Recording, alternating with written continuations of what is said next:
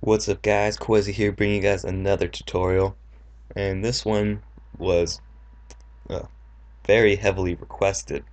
Uh, I believe it was like 33 people or something. I don't know, I started counting, but yeah, it was about 33 when I started counting, so there was a lot of people that requested this. And it's pretty much just modeling in Cinema 4D, and as you can see here's some models, or some backgrounds I made with this modeling technique, and here's some renders. There's a sphere one, just raw, haptics logo render, and haptics concept logo render. And I'm just gonna show you basics, what I know. Like I'm not like a Cinema 4D expert, even though all my tutorials are on Cinema 4D. But I mean, I just share the things I know with you guys. So yeah, my Skype just blew up randomly. I actually waited for that to die down, but apparently not.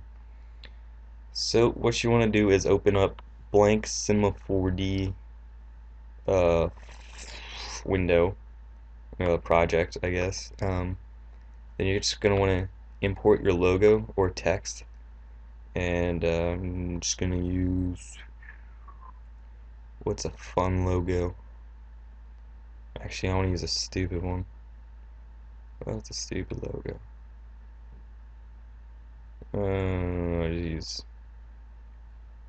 Use Dare. My Dare logo is actually really bad. Whoever pen tool it was awful. And no, I did not pen tool it. Alright, so there's the Dare logo. As you can see, it's really not rounded there. I don't know if that's how it's supposed to be, but whatever. Alright, and there's two ways you can approach this. You can get two extrude NURBs and then put each path in there. Which, for the Dare logo, I'd recommend, because that little thingy you can play around with and actually do some really cool stuff with it. But in most cases, you can just like merge all the paths into one, which is what I usually like to do unless I have a pre-planned thought, which a lot of times I don't.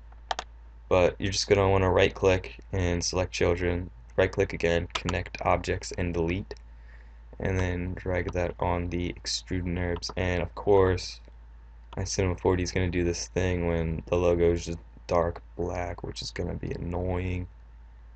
I don't even know how to fix that. I just put a light.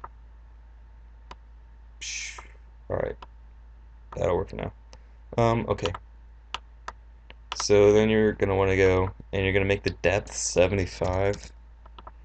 You can actually play around with that. I just like 75. I don't know why. I'm gonna actually make this bigger. Alright, and then make it 75 again. Alright. Can you make light bigger? No, okay, no.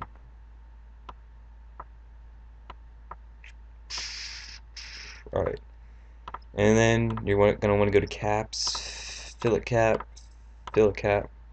and, oh jeez. Alright, set that to 1, and 1. And then you're going to want to Control C to copy, and then set it to fillet. So then you get a fillet logo, voice crack, and then you want to Control V. So now you have a fillet and a fillet cap at the start. You just want to change the start to fillet, keep the back, the end at fillet cap. So then, so then you're gonna want to go to your fillet cap, and then you're gonna want to go to the array and go to bool. I guess that's how you say it. I don't even know. And then you can go to your cube selection and get a cube or a tube or whatever else in here that you want the shape to be. You can do a figure. That might be, I doubt it. But I'm just gonna get a cube because that's what I usually use. And then you're gonna want to drag the cube into the bowl and the fillet cap extrude NURB into the bowl, and then you should get like, if you select the cube and move around, you should get like a space where the cube is. I usually like to go to the bool and go intersect. So where the cube is, that's where the space is. And then I'm just gonna make it bigger. And yeah, I really actually don't like the Dare logo. So I'm gonna pause and switch logos real quick. Okay, I cut off my voice there by accident, but I'm back. Alright, so wait, oh okay. Yeah, so wherever you move the cube, that's where the space is gonna be. So I'm just gonna move it there. So the left side is filled and the right side is not. And then usually what I like to do is go to my plugins, Greebler, and I drag the normal extrude node into the Greebler. I believe, is that? No. Drag the bowl into the Greebler, so then that side's Greebled.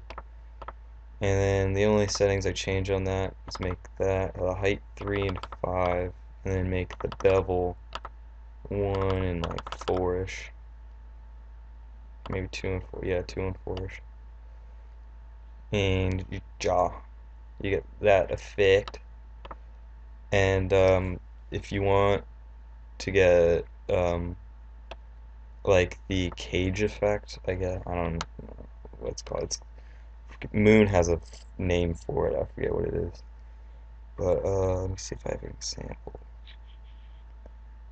Alright, well you can't really see it there. But this cage effect, like right here, where it's just like looks like the cage effect. Cage. It just looks like a cage. Oh my god, I can't talk. Oh god, what is that called? Moon had a name for it. It's a style. I freaking can't forget it. It pisses me off. Alright, but to do that, you just want to get your extrude node, and you want to go back to bool. Wait, oh shit. Oh yeah, alright. Duplicate the extrude node. Get an atom array. Put the extrude node in there. And I suggest making it quite a big thickness. I did 1.5, and you can't really see it, so I'm just gonna bump that to 2, and put single elements on, and you get that cage. And then you want to go put the normal extrude node in there, which is the fillet one, and then you want to get your cube and put it in there as well. And just the same thing that we did over there with half the logo.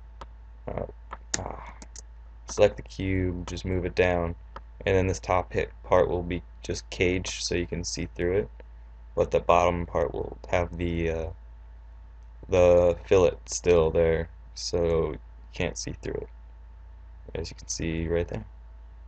And you can always just mess with that. You can again use that ring, and which I like to use more because it gives it a better look, I think, than straight on. But like with logos like the Phase logo and stuff, you kind of have to use a cube because using a curved ring wouldn't look too good. But yeah, alright. So the last thing I was asked to do is to show you how to model cogs, and it's really simple. You just go to the freehand thingy, the yellow one next to the cube, and you're going to go to your cog wheel, and I like to bump this down to like 10.